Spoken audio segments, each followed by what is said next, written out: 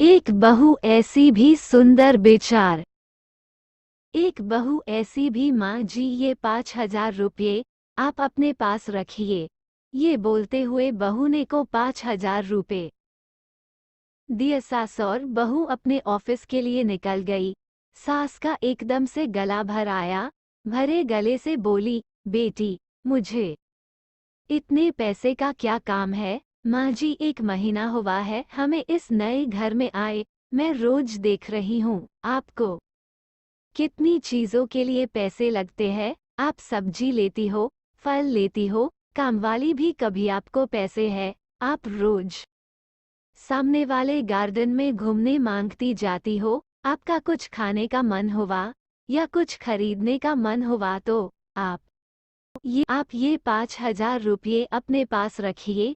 सास चेहरे पे मुस्कुराहट लाते हुए बोली, पेंशन के पैसे रहते हैं मेरे पास। इस पर बहू बोली, माँ जी, आप गार्डन में जाती है, वहाँ आप फ्रेंड्स बनाए, कभी मन हुआ तो पिक्चर देखने जाए, पार्टी दो, पार्टी करो, अपनी जिंदगी खुलकर जियो माँ। इन्होंने मुझे बताया कि आपने बहुत मुश्किलें उठाते हुए इस घर को संभाला है। बड़े भैया अपने घर में खुश है, दीदी अपने ससुराल में खुश है, हम भी खुश है। अब आप किसी की या कोई भी चिंता किए बगैर खुश रहे, सिर्फ अपने लिए जियो। जो आपके मन में आए वो करो। मैं जानती हूँ आपने अपनी कितनी मुश्किलें उठाई है इस परिवार को संभालने के लिए। इस घर को बनाने में भी आपकी कई इच्छाओं का गला घोटा गया। बस जो हुआ सो हुआ। अब आप सिर्फ और सिर्फ खुद के लिए जियो। एक बहू ऐसी भी। हिंदी कहानी। बेटी, इतनी छोटी उम्र में इतनी बड़ी बड़ी बातें कहाँ से सीखी तूने? माँ जी, जब मैं 12 साल थी तब एक दिन मेरी दादी बुआ के यहाँ जा रही थी। मेरी माँ ने दादी को 500 रुपये उनके हाथ पर रखे और बोली, वहाँ बच्चों को बाहर ले जाना, नानी तरफ से कुछ खाने पीने पे खर्च करना, खिलौने लेकर देना। दादी मम्मी के गले में लगकर रोने लग गई और मैंने इतने पैसे आज तक कभी भी दिल खोलकर खर्च किए ही नहीं, ऐसा बोलने लगी। तब से मम्मी और दादी का व्यवहार आपस में अच्छी सहेलियों जैसा था। माँ जी, मुझे ये भी पता लगा है कि इस परिवार को संभालने के लिए आपको अपनी जॉब भी छोड़नी पड़ी। कितना बुरा लगा होगा आपको, कितनी इच्छाओं महत्वाकांक्षाओं का दम घोटना पड़ा होगा। इसके बाद हर छोटी बड़ी बात के लिए आपको पति के सामने हाथ फैलाना पड़ा होगा।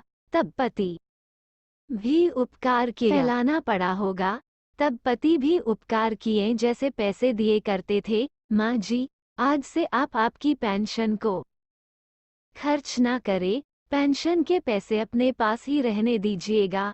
अगर मुझे कभी आवश्यकता लगी तो मैं आपसे ही मांगूंगी। बस बेटी, सब कुछ आज ही बोलेगी क्या? तुझे ऑफिस में देर हो रही है, जल्दी जा, मुझे बोलने दो। माँ, ये भी मैं अपनी खुशी के लिए ही कर रही हूँ।